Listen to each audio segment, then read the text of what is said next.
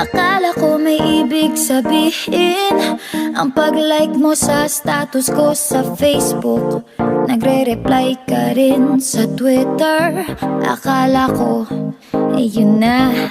Pero nakita ko kahapon may pinost kang iba. May kasama kang maganda.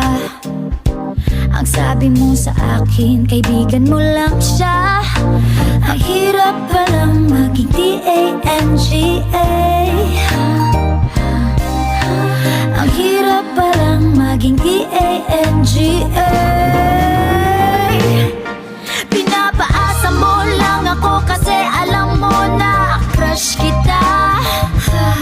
Oo, na crush kita. Pambihira o nung dati pa. May patanong-tanong ka pa kung sino yung nasa Facebook status ko.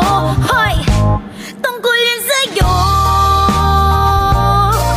Yung sana ako na lang ang girlfriend mo.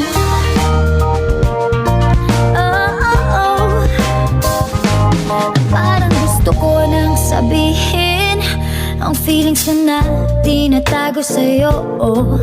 Para na akong pulis, maka-stalker sa profile mo. Ano ba? Pero nang makita ko kahapon, post mong may kasama ka, ang mundo ko'y nag-iba. Pakiramdam ko, boy, chicks mo siya. Ang hirap palang maging T-A-N-G-A. Ang hirap palang maging T-A-N-G-A. Pinapaasa mo lang ako kasi alam mo na crush kita. Oo, na crush kita. Pambihira o nung dati pa. May patanong-tanong ka pa kung sino yung nasa Facebook status ko. Hoy! Tungkol yun sa'yo.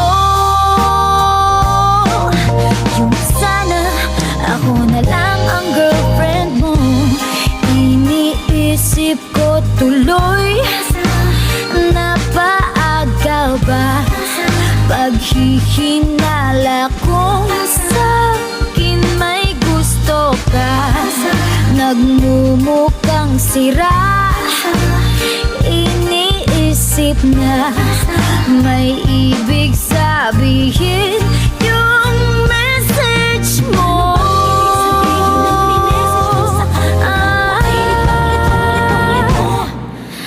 Ang hirap palang maging T-A-N-G-A. Ay, ang hirap palang maging T-A-N-G-A.